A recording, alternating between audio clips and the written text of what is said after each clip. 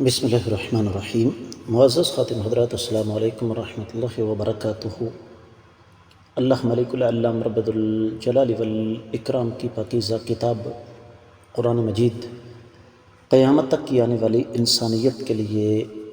رشد و ہدایت کا منبع ہے۔ ہم نے اللہ تعالیٰ کی مہربانی سے گزشتہ سبق میں سورۃ الفرقان مکمل کی۔ آج کا ہمارا سبق سورۃ الفرقان کے خلاصے پر مشتمل ہے، اور جب ہم اس عظیم سورہ مبارکہ کا خلاصہ کرنے کی کوشش کرتے ہیں تو ہمیں جو سب سے پہلی چیز ملتی ہے وہ یہ کہ اللہ ملک العلام رب الجلال والاکرام نے امام الانبیاء محمد رسول اللہ صلی اللہ علیہ وآلہ وسلم کی نبوت کو ثابت کرنے کے لیے دلائل دیے ہیں، اور ساتھ یہ سمجھایا ہے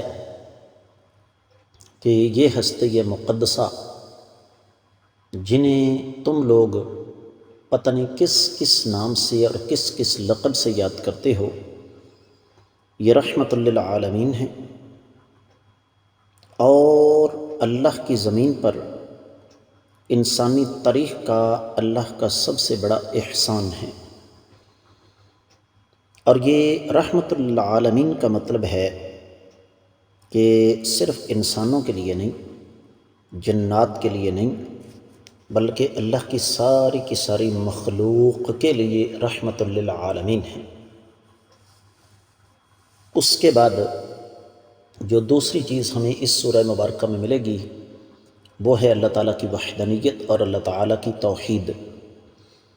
یہ قرآن کا مزاج ہے، بعض مقامات پر توحید کا تذکرہ پہلے آتا ہے، رسالت کا بعد میں آتا ہے، بعض مقامات پر رسالت کا تذکرہ پہلے آتا ہے، توحید کا بعد میں آتا ہے۔ اور حقیقت بات یہ ہے کہ یہ دونوں چیزیں بالکل ریل گاڑی کی پٹڑی کی طرح ہیں، کہ جس طرح ریل گاڑی کسی ایک پٹڑی پر نہیں چل سکتی، اسلام کی ریل گاڑی کسی ایک پٹڑی پر نہیں چل سکتی۔ یہ دونوں چیزیں آپس میں لازم و ملزوم ہیں، توحید اور رسالت۔ جب تک توحید پختہ نہیں ہوگی تب تک انسان کا ایمان بالرسالہ، رسالت پر ایمان، اس کو پتہ ہی نہیں چل سکتا۔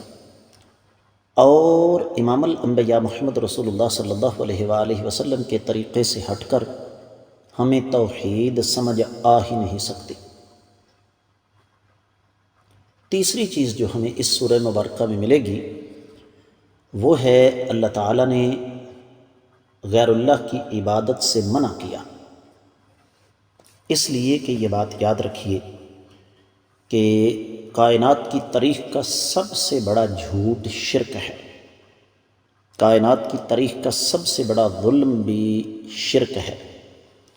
اور کائنات کی تاریخ کی سب سے بڑی بد اخلاقی بھی شرک ہی ہے کہ انسان اس ذات بابرکات کو چھوڑ کر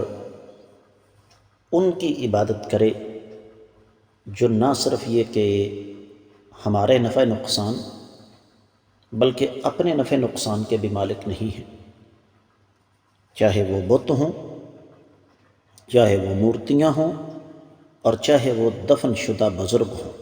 عقیدہ سب کے پیچھے ایک ہی ہے۔ پھر اس کے بعد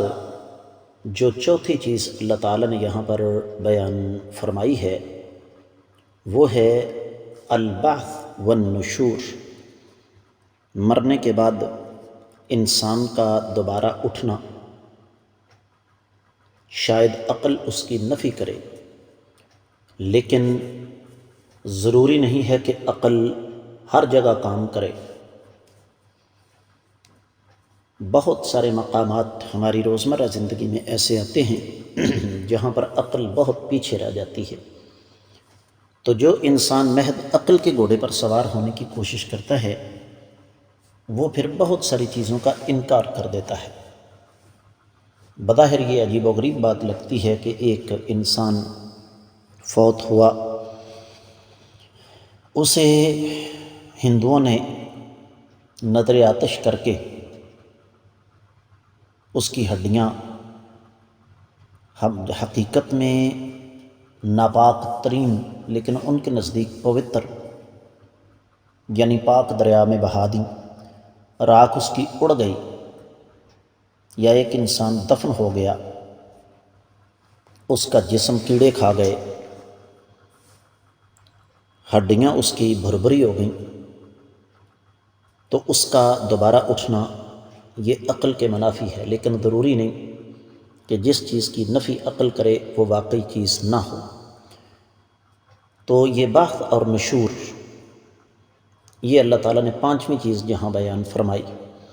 اور اس کے بعد پھر چھٹی چیز ہے اس سورہ مبارکہ میں جزاء المکذبین، جو بد نصیب جھٹلانے والے ہیں ان کی سزا، چاہے وہ اللہ کی توحید کو جھٹلائیں، چاہے وہ آقا علیہ الصلوۃ والسلام کی رسالت کو جھٹلائیں، چاہے وہ بعث اور نشور کو جھٹلائیں، یہ طے شدہ بات ہے کہ اللہ تعالیٰ نے ان کے تمام جو شبہات ہیں ان کا جواب بھی دیا ہے۔ یہ ہمیں ساتویں چیز یہاں ملے گی کہ جھٹلانے والوں نے جو جو اعتراضات اٹھائے، رب کائنات نے ایک ایک کر کے ان سب کا یہاں پر کافی اور شافی جواب دیا۔ اور یہ قرآن کا مزاج ہے، اگر ہم قرآن مجید کا مطالعہ کریں تو رب کائنات نے بہت کم آقا علیہ الصلوۃ والسلام کو موقع دیا کہ آقا علیہ الصلوۃ والسلام جھٹلانے والوں کی فضول باتوں کا جواب عنایت فرماتے۔ پھر آٹھویں چیز ہمیں ملے گی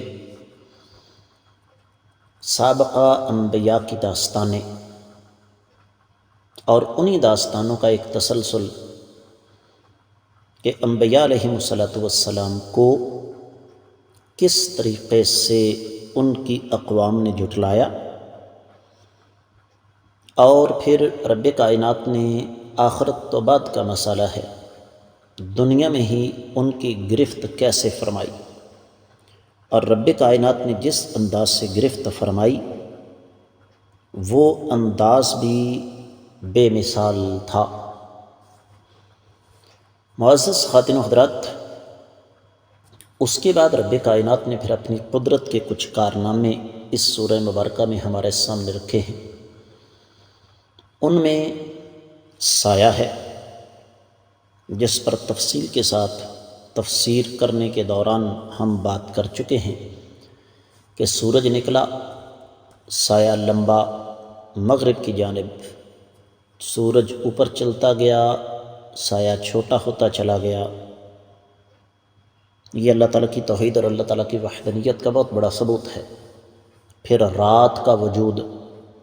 اللہ نے رات کو لباس بنایا ڈھانپنے والی، دن رب کائنات نے اس کو رزق کمانے کا ذریعہ بنایا، پھر ہوائیں خوشخبری لے کر آنے والی، اس کے بعد بارشیں، اور پھر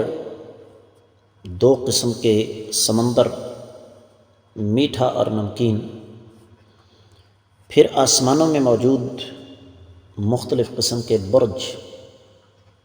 ستارے، سیارے، پھر رات اور دن ایک دوسرے کے پیچھے جو چل رہے ہیں، یہ تمام کی تمام چیزیں عبرت اور نصیحت کے لیے۔ اس کے بعد اس سورہ مبارکہ کے اختتام پر رب کائنات نے اخلاق اور آداب کے اعلیٰ معیارات ہمارے سامنے رکھے ہیں کہ جو اللہ کے حقیقی بندے ہیں ان کی علامات کیا ہیں۔ تو مختصر یہ کہ یہ سورہ مبارکہ اگر توجہ کے ساتھ پڑھی جائے